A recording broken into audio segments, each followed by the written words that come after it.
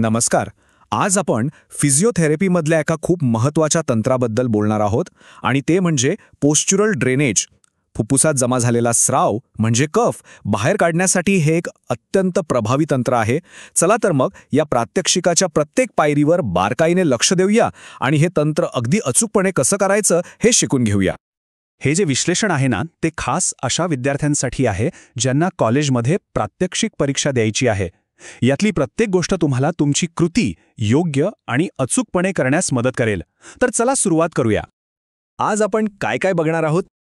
आधी आपण ध्येय काय आहे ते समजून घेऊ, म्हणजे फुफ्फुस स्वच्छ करणं. मग कोणती साधने लागतील आणि सगळ्यात महत्त्वाचं म्हणजे सुरक्षिततेचे नियम काय आहेत.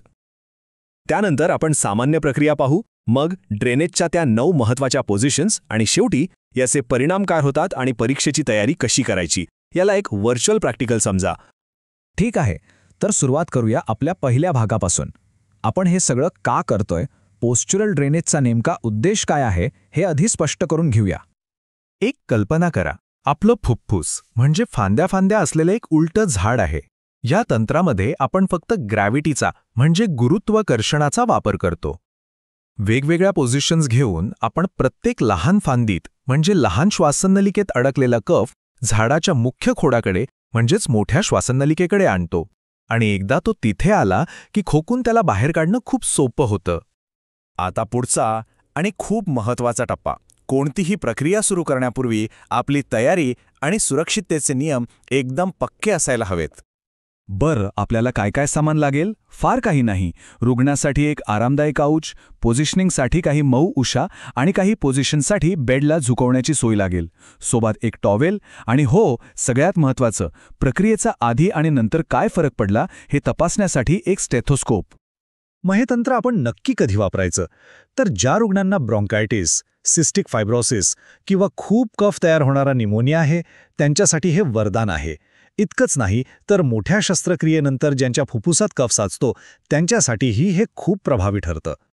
आता लक्ष द्या, हा सगळ्यात महत्त्वाचा भाग आहे, सुरक्षितता. हे नियम अत्यंत काटेकोरपणे पाळायचे आहेत. जर रुग्णाला खूप जास्त ब्लड प्रेशर असेल, डोक्याला नुकतीच इजा झाली असेल, थुंकीतून रक्त पडत असेल किंवा पोटाची किंवा पाठीची शस्त्रक्रिया नुकतीच झाली असेल, तर ही प्रक्रिया अजिबात म्हणजे अजिबात करायची नाही. लक्षात ठेवा, रुग्णाची सुरक्षितता आपली पहिली प्राथमिकता आहे. प्रक्रिया सुरू असताना रुग्णाच्या विटल्सवर म्हणजे हृदयाचे ठोके आणि रक्तदाबावर सतत लक्ष ठेवायचं. जर रुग्णाला थोडी जरी चक्कर आली, धाप लागली किंवा छातीत दुखायला लागलं तर प्रक्रिया ताबडतोब थांबवा. आणि हो, जेवण झाल्या ही प्रक्रिया करणं टाळावं. चला, आता आपण पोस्चरल ड्रेनेजच्या मूळ प्रक्रियेकडे येऊया. या काही पायऱ्या आहेत ज्या प्रत्येक पोझिशनसाठी आधार म्हणून काम करतील. सगळ्यात आधी रुग्णाला सगळं शांतपणे समजावून सांगा, म्हणजे ते घाबरणार नाहीत आणि सहकार्य करतील. त्यानंतर त्यांच्या आजारानुसार योग्य पोझिशन निवडा.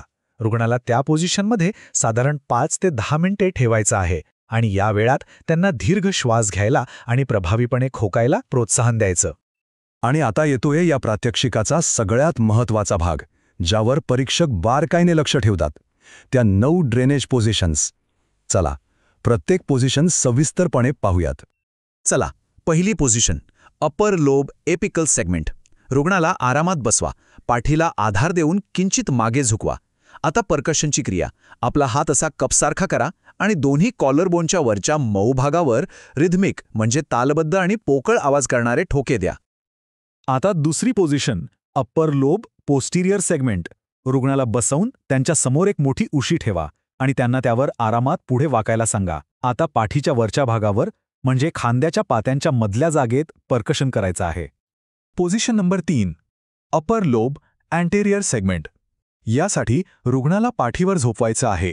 गुडघ्याखाली एक उशी ठेवा म्हणजे त्यांना आराम वाटेल. आपलं पर्कशनचं लक्ष असेल छातीचा पुढचा भाग, निपल लाईनच्या साधारणपणे वर.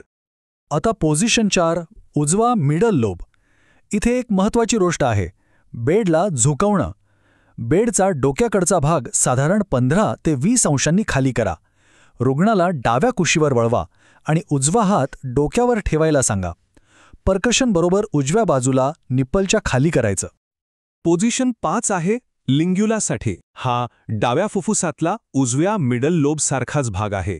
यासाठी रुग्णाला उजव्या कुशीवर वळवा, डोकं पुन्हा 15 ते 20 अंश खालीच ठेवायचं आहे.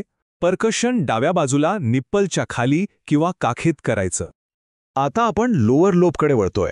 Position 6, lower lobe superior segment. यासाठी रुग्णाला पोटावर सरळ झोपवा. आपलं पर्कशनचं लक्ष असेल पाठीवर. दोन्ही खांद्याच्या पात्या जिथे संपतात त्यांच्या ठीक खाली. Position 7, lower lobe anterior basal. इथे बेडचा उतार अजून वाढवायचा आहे. डोक्याकडचा भाग आता 30 अंशांनी खाली करायचा. रुग्णाला पाठीवर झोपवून गुडघ्याखाली उशी द्या. पर्कशन दोन्ही बाजूंच्या समोरच्या खालच्या बरगड्यांवर करा. 8वी position, lower lobe lateral basal. डोके 30 अंश खालीच राहील. उजव्या फुफ्फुसासाठी रुग्णाला डाव्या कुशीवर वळवायचं आणि डाव्यासाठी उजव्या कुशीवर. पर्कशन शरीराच्या बाजूला खालच्या बरगड्यांवर होईल. आणि ही आहे आपली शेवटची 9वी position, lower lobe posterior basal. रुग्णाला पोटावर झोपायचं आहे, पण यावेळी कमरेखाली एक उशी ठेवून कंबर थोडी उचलायची आहे. डोके 30 अंश खालीच राहील. पर्कशन पाठीच्या खालच्या बरगड्यांवर करायचं आहे. बरं, तर सगळ्या 9 पोझिशन्स आता आपल्याला माहीत झाल्या आहेत. आता आपण आपल्या या प्रात्यक्षिकाच्या शेवटच्या टप्प्याकडे जाऊया, म्हणजे परिणाम आणि परीक्षेची तयारी. आपली प्रक्रिया यशस्वी झाली हे कसं ओळखायचं? रुग्णाला श्वास एकदम मोकळा वाटेल. जेव्हा आपण स्टेथोस्कोपने तपासू तेव्हा फुफ्फुसातली ती घरघर आणि क्रॅकल्स कमी झालेले ऐकू येतील. त्यांना श्वास घेणं सोपं वाटेल आणि ऑक्सिजनची पातळीही सुधारेल. हेच आहेत आपल्या यशस्वी प्रात्यक्षिकाचे परिणाम. आणि जाता जाता तुमच्या तयारीसाठी एक महत्त्वाचा प्रश्न.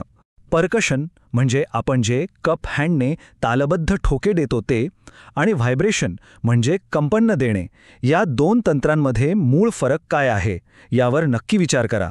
वायवासाठी हा प्रश्न हमखास विचारला जातो.